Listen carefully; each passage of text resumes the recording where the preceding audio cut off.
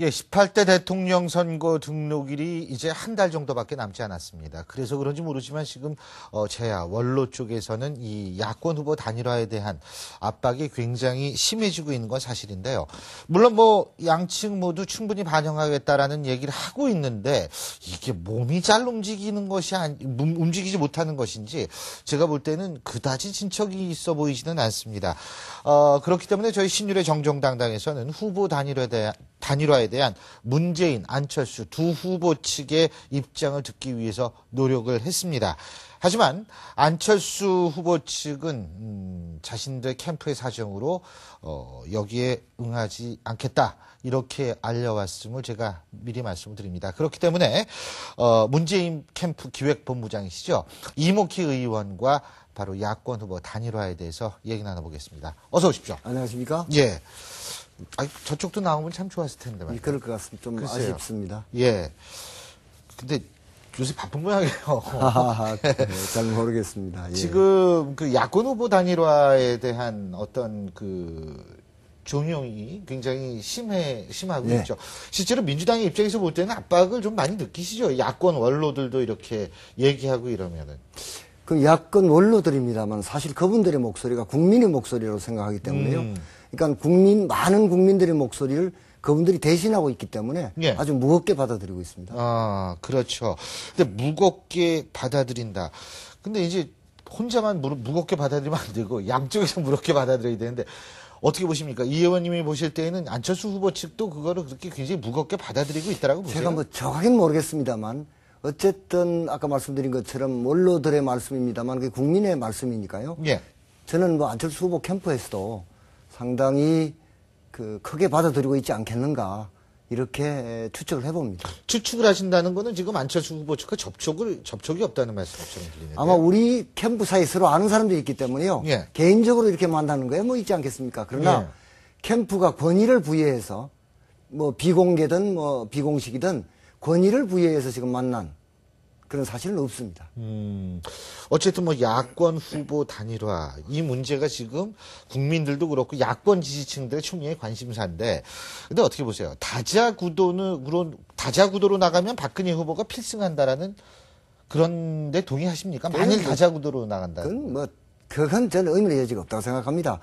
그거는 현재 뭐 여론조사 수치를 보나요? 국민들의 말씀을 들어보나요? 뭐 종합적으로 보면 다자구도로 가면 그건 뭐 야권의 필패입니다. 예, 그것을 예컨대 뭐 다른 말로 표현하는 것은 저는 87년 대선에서 뭐 사자 필승론, 사자구도 오면 반드시 이긴다. 그런 것에 연장선상에 있는 참으로 옳지 못한 그리고 상황을 제대로 못 보는 판단이다 이렇게 생각합니다. 예, 근데요 제가 이걸 왜 여쭤봤냐 하면 막연하게 그냥 여쭤본 게 아니라 문재인, 안철수 두 후보가 단일화, 어떤 후보로 해도 단일화가 됐다라고 가정을 했을 때 여기서 좀 그 손실이 발생하더라고요. 안철수 후보로 단일화돼도 빠져나가는 표가 있고 문재인 후보로 단일화가 돼도 빠져나가는 표가 있고 그래가지고 사실 우리나라 유권자들은 이게 막판에 가가지고는 다자구도라도 야권 후보 둘이면 한쪽으로 몰아주는 경향이 분명히 있고 YSDJ는 확실히 지역 맹주기 때문에 그게 있을 수 없었지만 지금은 얼마든지 발생할 수 있고 그렇게 되면 뭐 제3 후보 정도는 한 10% 정도 지지율 받으면 결국 후보 단일화 해가지고 빠져나오는 그 퍼센테이지나 다자구도로 가서 제3 후보가 받고 제2 후보가 뭐 야권 유력 후보가 받는 거나 비슷한 거 아닌가 해서 여쭤본 거였거든요. 네, 저는 이렇게 생각합니다. 지금 단일화는 우리 야권 승리의 필요 조건이 충분 조건이 아니라고 생각합니다. 단일화를 이루고 정책과 비전을 국민께 잘 설명하고 예. 실수하지 않고 잘 가야 우리가 승리한다고 생각합니다. 예. 예를 들면 단일화를 했을 때 저는 빠져나가는 표가 분명히 있을 겁니다. 예. 그러나 무당파로 있다가 단일화를 보고 오는 표도 저는 있다고 생각합니다. 그래서 아까 결론적으로 말씀드리면 다자구도는 야권의 필패다. 예. 그리고 단일화하고 거기에 우리가 정말 국민들이 수용해 주시는 좋은 정책과 비전으로 국민께 다가야 우리가 승리한다. 이렇게 생각합니다. 근데 지금 문재인 후보도 호남 의원들하고 함께한 자리에서 단일화가 힘들 수 있다 이런 얘기도 했고 야권 안팎에서 단일화가 불발될 수도 있다 이런 발언이 나오는 건 사실 아닙니까? 네. 근데 문재인 후보의 말은 뭐 이런 것이라고 저는 해석합니다. 단일화를 반드시 이루어야 한다는 그런 뜻이고요. 다른 하나는 우리 이제 국회의원이나 지역위원장들이 열심히 뛰어서 민주당의 민주당과 후보의 지지를 좀 올렸으면 좋겠다. 그런 것이고요. 저는 단일화 뭐 그런 말씀 하시는 분도 계십니다만 국민의 다수가 국민의 한 60% 가까이 뭐 보면 여론조사를 보면요. 이런 분들이 그 정권 교체를 바라고 그 다수가 단일화를 바라는데 그걸 외면할 수 있는 사람이나 세력이 있을까?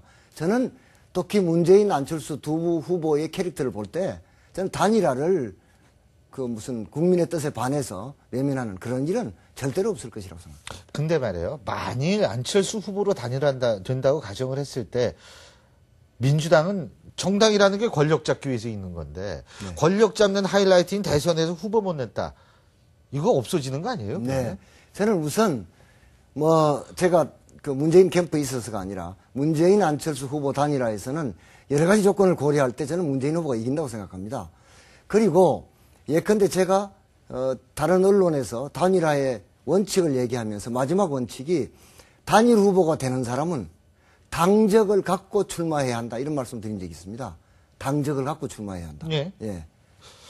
그런데 그 안철수 후보가 말이에요. 만일 당적을 갖게 되는 순간 기성 정치권과의 대척점에서 서 있기 때문에 지지를 받았는데 민주당 들어가 버리면은 그 지지층 다 날아가는 거 아닙니까? 본인도 그거 알 텐데요. 제가 볼 때는 이럴 겁니다. 예. 지금 예를 들면 그거는 문재인 후보로 단일화 된다고 했을 때요. 예. 같은 논리죠. 안철수 후보의 지지표가 많이 달아난다. 달아나죠. 예. 예. 그렇게 보시는 거나 마찬가지인데요. 예. 저는 대선이라고 하는 것은 정당이 없이 하기 어렵고요. 정당 없이 대선에서 못 이기죠. 만에 하나 무슨 기적이 일어나서 이긴다 하더라도 국정을 안정적으로 운영할 수 없고 국정을 계획할 수 없다고 생각합니다. 예. 그래서 대선 후보는 당적을 갖고 대선에 나가야 한다고 생각합니다. 지금 당적을 가져야 한다. 그리고 뭐 공동정부론도 말씀하시고 그렇지 않습니까? 네네. 근데 공동정부론 잠깐 보자면 뭐 누가 대통령이 되고 누가 총리가 되던 간에 제가 좀 일단 여쭤보고 싶은 게 이게 뭐 책임 총리제 뭐 이런 네. 얘기 하는데 이게 개헌 없이 가능한가요? 야, 나는 외교통일 국방만 내가 신경 쓸 테니까 나머지 당신이 하셔. 이렇게 해서 못 되면 당신 책임지셔. 총리의 임명권은 대통령이 있는데 네. 그건 그대로 둔 상태에서 마음대로 하고 당신이 어떻게든 하고 당신 책임이야라는 얘기가 성립이 되나요? 우선 공동정부에 좀 말씀드리겠습니다. 예. 이걸 잘못 얘기하면 자리 나누기로 보이는데요. 예. 저희들이 생각하는 공동정부는 우선 민주당, 예. 그다음에 안철수 세력, 예. 그 밖에도 진보 정의당도 있고 노동계 시민사회 많이 있지 않습니까? 예. 그러니까 정권 교체를 바라는 모든 사람들이 힘을 합쳐서 정권을 바꿔내고 예. 거기에서 적재적소에서 일을 하도록 하는 게 공동정부다 이렇게 생각하고요. 책임총리제는 현행 헌법에 의해서라도 예컨대 국무위원회 제청권이 총리한테 있습니다. 예. 역대 그나마 이걸 좀 실험했던 분은 노무현 대통령이고 예. 다른 분은 아예 하지 않았습니다. 예. 그러니까 총리의 허수아비 비슷했던 거죠. 예. 이걸 권한을 보장한다는 것이고요. 다만 이게 예를 들면 어떻게 믿을 수 있겠느냐는 게 있지 않겠습니까? 그건 제가 대통령이 당선된 다음에 그걸 국민에게 약속하면 된다고 생각합니다. 제가 이렇게 운영할 것이고 그렇게 해서 예를 들면 공개적인 자리에서 대통령이 국민께 약속하는 것을 어기기는 쉽지 않을 거고요. 그 사이에 아까 말씀하신 책임 문제 같은 것은 그게 규정하면 될 일이라고 생각합니다. 근데 아까 적재적소에 이렇게 해가지고 야권에 이제 성원을 입어가지고 됐으니까 적재적소에 배치한다. 그러니까 정당이 다르더라도 그냥 커리션, 연정 형태로 그렇게 나갈 수 있다라는 말씀이시죠. 뭐 그렇습니다. 그렇죠. 그러면은 정당이 중요하다는 앞서 말씀하고 조금 발치되는 아니 그건 아닙니다. 아닌가요? 예컨대 대선을 이기고 예를 들어서 우리가 정권을 교체해서 우리가 뭐 요소에서 배치한다고 우리 민주당의 당적을 가진 사람이 대통령이 됐다고 했을 때요. 예. 뭐 다른 당에 있거나 시민사회에 있는 분들을 장관시킬 수가 있겠죠. 그러나 이건 민주통합당 정권이죠. 책임도 민주통합당이 궁조로 지는 거 아니겠습니까? 예를 들면은 함께 힘을 합친 사람 중에서 이제 사람을 보면 그 능력에 따라서 자질에 따라서 이분은 이런 자리를 하는 것이 좋겠다. 이게 우리 정부가 잘 운영되고 우리나라가 한 단계 전진하는데 좋겠다. 이런 분들을 적재적소에 쓴다는 말씀이죠. 책임은 역시 민주통합당 정권이고 민주통합당이 지는 거죠. 알겠습니다. 그리고 지금 여쭤볼 게 많아가지고요. 지금 정당이 중요하다 말씀하셨는데, 의회. 저는 사실 그렇거든요. 대통령의 집중된 권력을 분산시키기 위해서 총리한테 권한을 주는 거, 이것보다도 더 중요한 거는 사실은 의회를 키워가지고요, 견제 능력을 키워줘야 되는 것 아닌가라는 생각을 합니다. 그죠? 네. 그래, 입법부와 행정부에 대한 견제가 제대로 되면 대통령이 권력 마음대로 휘두르고 싶어도 못 휘두르는 거 아니겠어요? 네. 자, 거기서 제가 여쭤보겠습니다. 국회의원 정원 축소. 안철수 교수의 정치개혁안은 그런 의미에서는 좀 반대로 나간다고 생각하지 않으세요? 저는 좀 안타깝습니다. 그 안을 보고 안타까운 생각을 금할 수가 없는데 예. 왜 저분들이 저런 얘기를 했을까 생각을 해봤는데 저는 이런 생각이 들었습니다. 지금 안철수 후보 지지율의 많은 부분이 기성정치에 대한 반감이지 않습니까? 예. 그런 것을 활용해서 지지율 상승을 도모하고 그것을 통해서 단일화에서 좀 유리한 고지에 서자. 이런 생각을 하신 게 아닌가 싶고요. 또 그 안을 보면서 기업의 관점으로 혹시 정치를 보신 게 아닌가. 혹은 서구의 아주 발전된 정치 선진국 이런 사례들을 좀 못 살피시고 한 말씀이 아닌가. 혹은 이게 글로벌 스탠다드라기보다는 아메리칸 스탠다드 예. 그중에 일부를 얘기한 거 아닌가 이런 생각이 듭니다. 국회의원 수를 줄이는 것은 사실은 국회가 강화돼야 예를 들면 행정부도 견제하고 행정부가 하는 정책도 견제하고 사업도 견제하지만 돈 쓰는 것도 낭비도 막을 수 있는 것이거든요. 그래서 국회의원이 사실은 국회가 강화돼야 되고요. 아까 말씀드렸습니다만 OECD 선진국 일반은 인구 8만 명당 국회의원이 1명입니다. 우리 16만 명당 1명이죠. 국회의원 숫자를 줄이면 16만만 조금 더 많을 거예요. 예, 그렇죠. 10만하고 30만이기 때문에 예. 대충 한 20만, 한 18만 정도 될 겁니다. 예. 아니 그 300명이니까요. 이제 예, 그렇죠. 비례까지 다 하면 완전히 비례까지 그렇죠. 다 합치면 예. 한 16, 7만 명 중 한 명입니다. 근데 이거를 이 숫자가 줄어들면 그 영역을 관료들이 차지하게 되는 것이죠. 예. 그래서 사실은 지금 국민들의 정서가 있으니 국회의원 지금 전문적인 학자들은 국회의원 숫자가 늘어야 한다고 얘기합니다만 저희들 입장은 국회의원 숫자를 늘리는 건 뭐 그건 지금 상황에서 얘기할 수 없고 국회의원 지역구 숫자를 좀 줄이고 전문성을 가진 비례를 늘려서 예.